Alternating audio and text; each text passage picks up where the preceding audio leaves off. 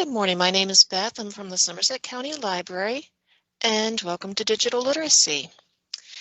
Digital Literacy is a series of courses that we put together with CareerLink to help individuals develop the skills that they need that employers are looking for. And today we are talking about information literacy. So what is information literacy? Information literacy is, number one, knowing what the question is. Two, knowing how to find the answers to the question. And three, knowing if the information that you found actually answers the question. So when you are trying to find information about something, how do you usually go about finding the answer? So a lot of people use Google to find answers to their questions, or maybe they just ask Alexa or Siri. For some things, that may be okay. You can find a lot of information that way, but not everything you find on the internet is factual. Anybody can put anything they want on the internet, but that doesn't mean it's true. In fact, there's a lot of misinformation out there. So how can you tell what you're reading is true? How can you effectively search for answers that you seek? Well, today I'm going to give you some tips on how to find answers to your questions and how to make sure that what you find is reliable. The first thing you need to do when you're looking for answers is to figure out what exactly is it that you're looking for. So brainstorm your questions. Brainstorm some keywords, some synonyms that go along with what you're looking for. And for example, you want to know about gardening. Okay, so what specifically do you want to know about gardening? Do you want to start a garden? Do you want to know about plant diseases? Do you want to know the best time to plant a rose bush? Get specific about what it is that you are actually looking for. So now that we know what we are looking for, we need to search for the information. So if we want a reliable source of information, where should we go? So let's go over a few different sources of information that are available.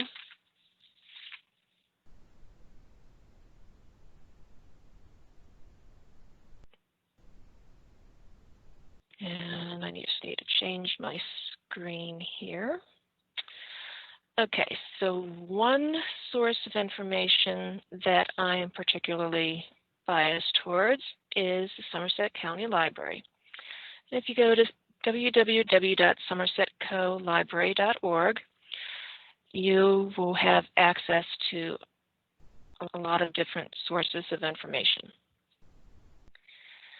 So our library is not only filled with awesome books, but our website can link you to reliable sources of information that are found online. So here we are at our website. And the library does have a lot of books that might give you the answers that you seek. So if you are interested in finding what books the library has available to you, we can search the catalog. And we'll just go to Books and More, Catalog. And by clicking on Advanced Search, you can search by the keyword, the title, and the author of any books that you might want to look for. So let's enter the keyword of resumes. We're working on our resume. We're trying to get it updated. We want to get some inspiration. Oops. One thing I need to do is limit the library to Somerset County Library.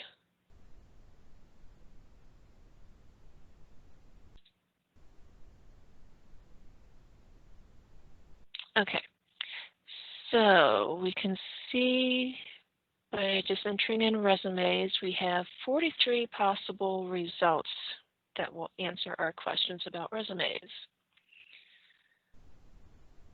And I'm going to just scroll down through. And see, this one's checked out. Resumes for Dummies. Those Dummies books are really good. Don't let the name fool you. And you can just search down through and see what all we have available. So you could take your time and browse through all those options that we have available, or you could try to narrow it down. And you'll see on the left-hand side here, if we click on the More link under Topic Subject, okay, we can limit it by topics. We can look at resumes for employment, cover letters, job hunting. I don't think we want to look at vampires.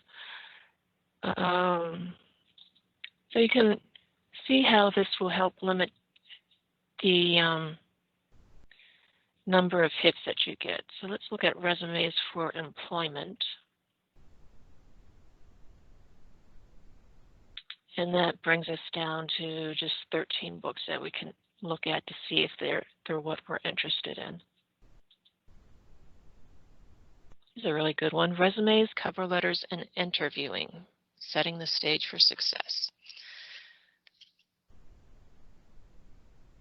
Okay, so that is our card catalog. And as I said, you can find a lot of things available through our catalog. Okay, another source that would be available to you through the Somerset County Library is called the Power Library.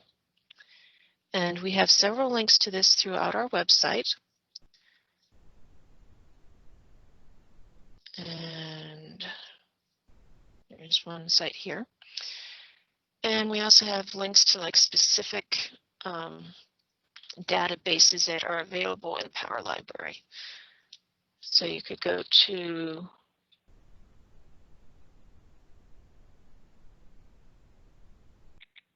under research, go to online resources. And you can see we have a long list of resources available to you through our website. Let me just go to Power Library. And this site contains several different search engines that can give you access to magazine articles, journals, newspapers, reference books, pictures, etc. These will give you reliable sources of information, but you do need a library card in order to use this service. So if you don't have one, we do have on our website where you can request a library card and we can get you set up with that. Okay, so I'm going to go to List All e-Resources. And let me see, scroll down to General One file. And as you can see, there are a lot of different resources. So if you're having a problem with your car, you have auto repair source, books and authors can help you find if you're interested in a specific genre or a specific author. It can help you find your next read. Okay, I want to just go down to General One file.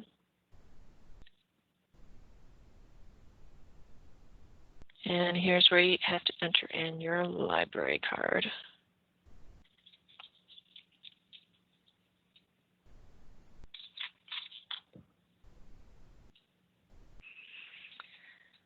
Okay, so we'll do a search in the General One file, and let's try gardening.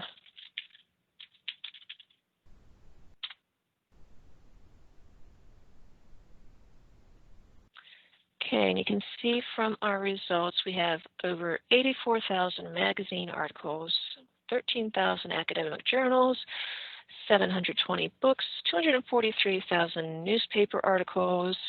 We have some images and videos that we can choose from. So that is a lot of information to go through. So if you were only interested in the books, you click on books, and that will give you the list of books that are available. If you wanted something scholarly, you would go to academic journals and so forth. And whichever one you have selected up here is the list that's going to show down here. And you can also filter your results by the publication date. So if you wanted the most recent information available that is out there, you can go select the most recent publication date.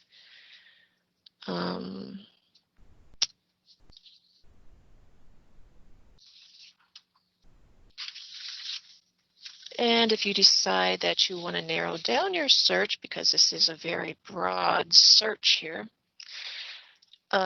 Power Library has something that called the Topic Finder, which I think is really cool. You just click on Topic Finder. And it'll take a second for it to come up here. And breaks it down into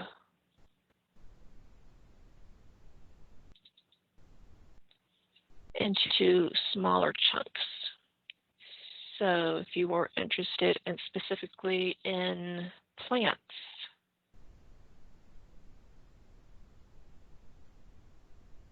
narrow your results down to plants. Actually, I want to go back to the previous page because I want to select magazines. I think that will give us a different view. Yes. Okay. So if you wanted to know about plants, vegetables, herbs, you want to set up your own herb garden. You could do that. If you wanted to know more about growing food or growing in pots.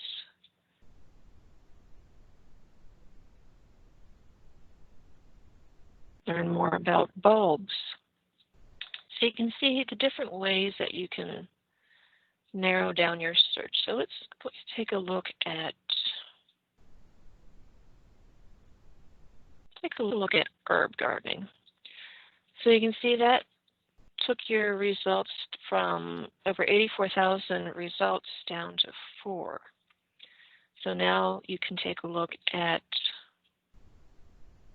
I want to garden in a small space. So let's take a look at gardening in small spaces. And you can see you have the article here. You can change the font size. It will even translate it for you if you would prefer to read it in a different language. And some of them will even read the article to you. And as you are reading through your article, you can highlight the things that are popping out to you that are answering your questions. So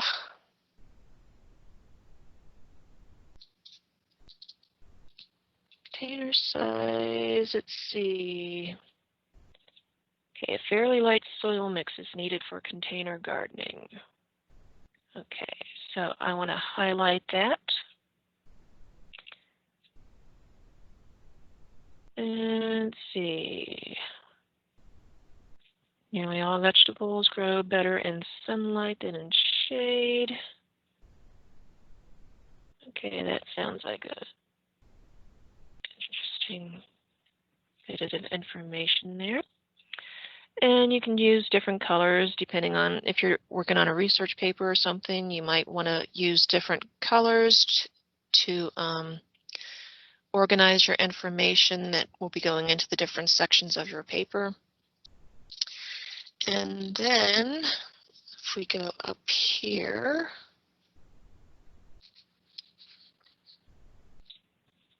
once you've made all your highlights you need to do, you can either download the information, you can email it to yourself, you can save it to your Google Drive or OneNote, and you can also do the same with the whole article. So if I go up here to Highlights and Notes, view all highlights and notes, and you can see those things that I had highlighted are right here. No need for me to sit there and write out all this information. It's all written there for me. I can, as I said, I can send it to Google Drive or OneDrive or email it to myself. If I was home on my own PC, I could download it, and it'll download as a PDF. And you can see all your notes are right there. It even tells you the article where you got the information from. So this was an article called Gardening in Small Spaces by Wendy Presnitz, and it is from Natural Life magazine. So it gives you all that information. And as I said, if you wanted to, let me go back. If you wanted, you could even download the entire article to yourself. You could send it to your Google Drive or OneDrive, email it, or download it.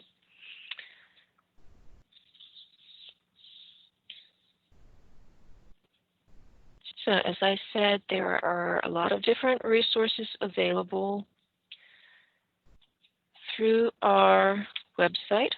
And let's see.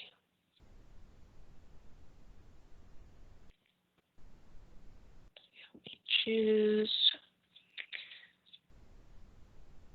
auto and small engine repair. So if you're interested in working on engines, you can get some valuable information there about different makes and models and specific information about that.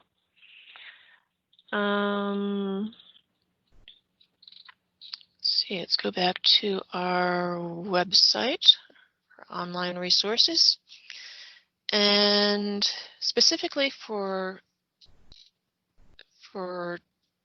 jobs searches. If you search this site and type in job search, you'll see the different information that we have available to help you find information about various careers.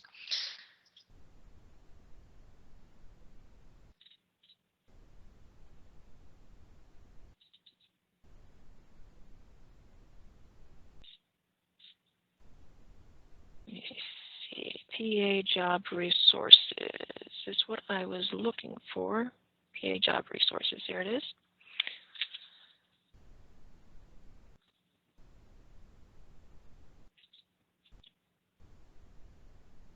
And this is resources for Pennsylvania job seekers and employers. Resources that are government supplied or government provided. And let's click on that, and you can see you have links to CareerLink, Resume Builder, Workforce Statistics, Career Guides, Education Planners, Occupational Outlook Handbook. So those are all available for you through our website. Okay, and of course, if you wanted to, you could use sites like Google or Bing. And one thing you might want to notice is that you can do the same search in both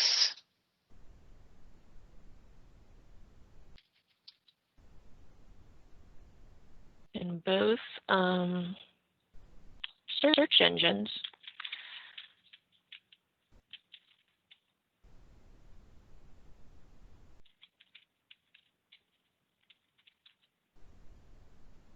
And you will get different results. So if you're not finding what you want in the one search, you can try doing it in the other search, and you will come up with different results.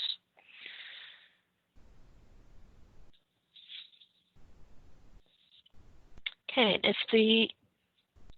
so you want to make sure you're using important keywords. So you notice that when I put in my search, I did herbs, or I did gardening thought I did gardening. This one I did gardening.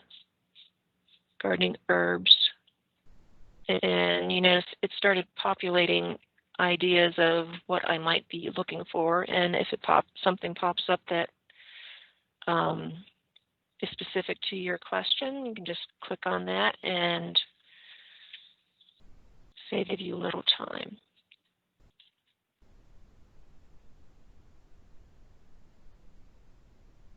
Okay, so here I have 77 million results.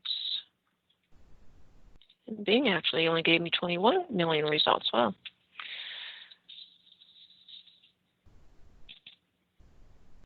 Okay, so that's still a lot of things to go through. If you want to narrow it down to images or news, videos, you can do that. If you see that your results are given way more than what you want, they give you related searches that may help you find exactly what you're looking for. So you could do outdoor herb gardening or indoor herb gardening, how-tos, container gardening.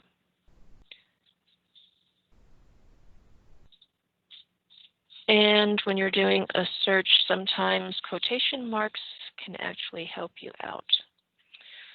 So, for example, I'm going to do a search, raining cats and dogs. And you'll see that I have over 6 million results with that. And that can give me, doing a search that way can give me results ranging from weather-related sites to sites just about cats or sites just about dogs, or sites I am getting results of the phrase raining cats and dogs. But if I use the quotation marks, you can see it brings my search results down to just 1,530,000. So it can help narrow down your search a little bit by using the quotation marks that this is exactly the statement that I want to find.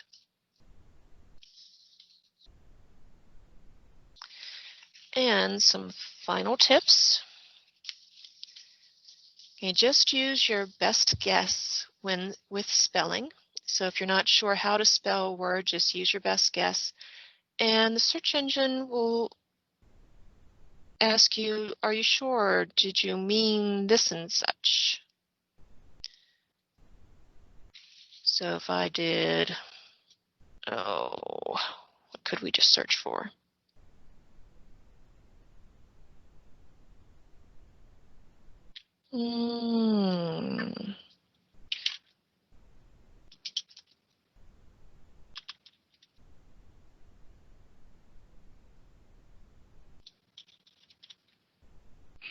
And you can see it starts populating, trying to type aluminum, but I misspelled it here. But you can see it starts populating the search engine, and then it says we're showing the results for aluminum because we know you were stupid and didn't spell it correctly. But so yeah, with spelling, you can just use your best guess if you're not quite sure how to spell it. Don't worry about punctuation. And everyone's results are going to be different, even if you use the same search terms, depending on your browser history and location or the search engine that you use. So how can you determine what you are reading is fact or fiction? So unfortunately, there is a lot of misinformation out there. Anyone can put anything they want online. That doesn't make it true. So how do you make sure that what you are reading is real? The first thing you will do is look at the URL or the web address. So let's look at our results here.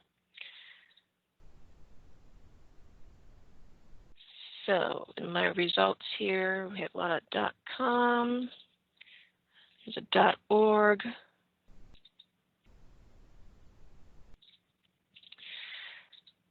So If you notice those last three numbers here, so you have a website,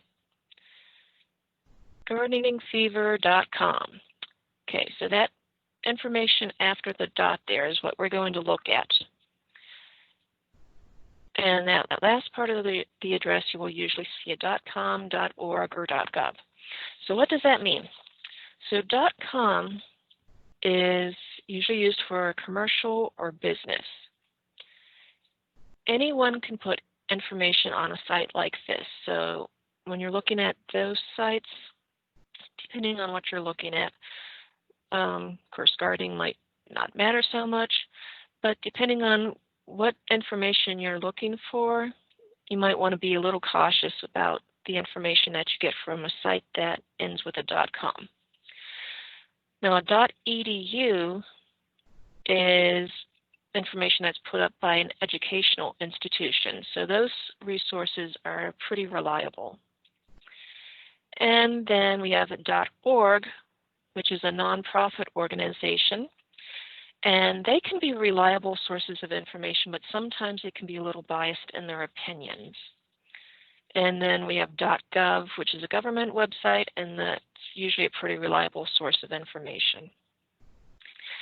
So you're going to want to make sure that you're getting information from sites that you know are reliable or come from reliable sources. And that being said, just because a site is a .com does not mean that the information there is fake. So here are a few things to consider when viewing information on the web. So once you open up the website,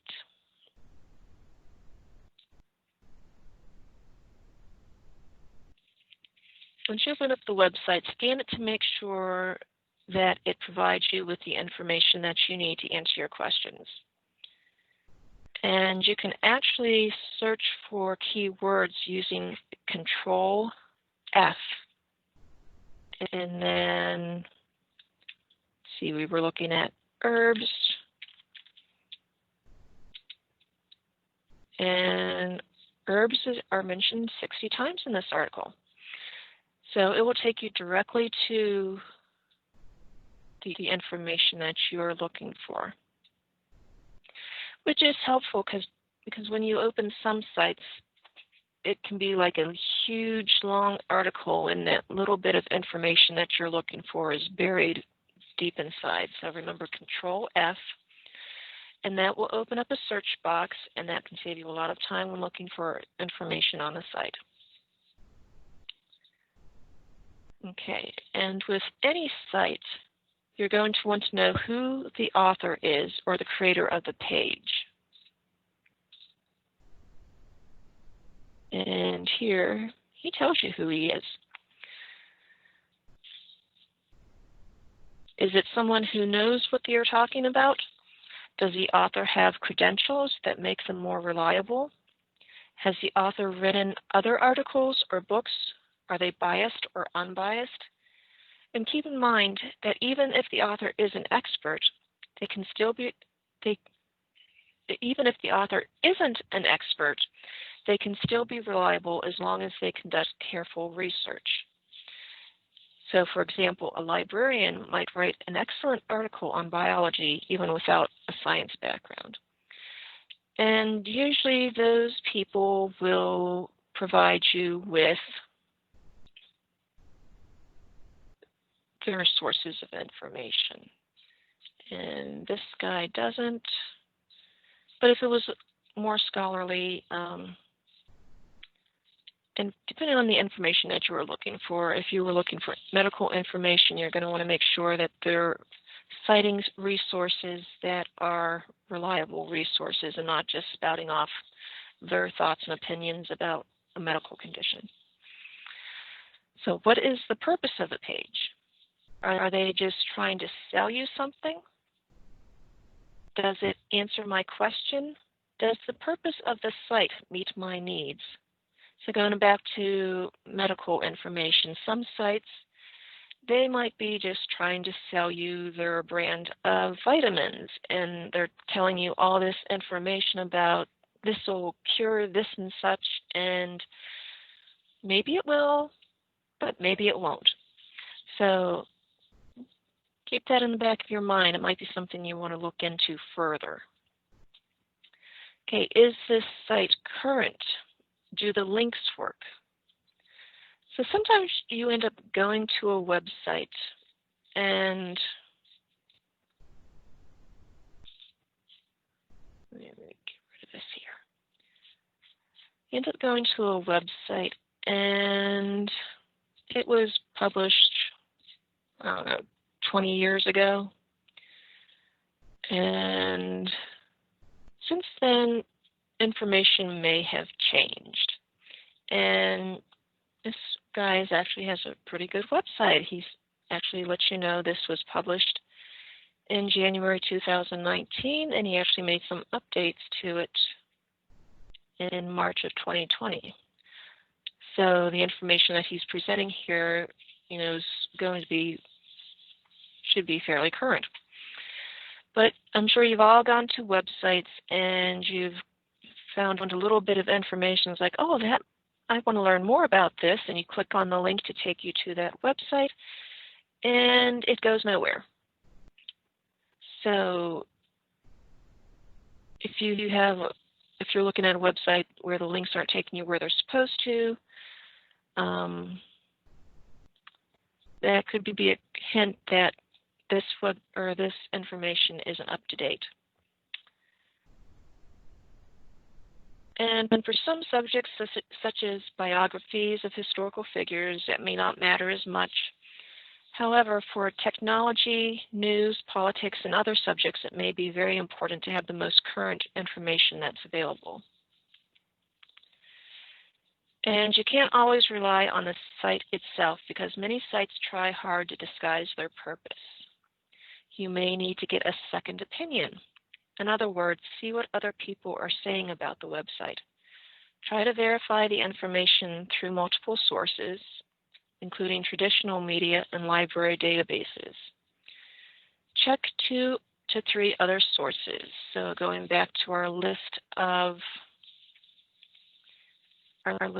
search results, check out those other results, see what they say. Do they give you the same information?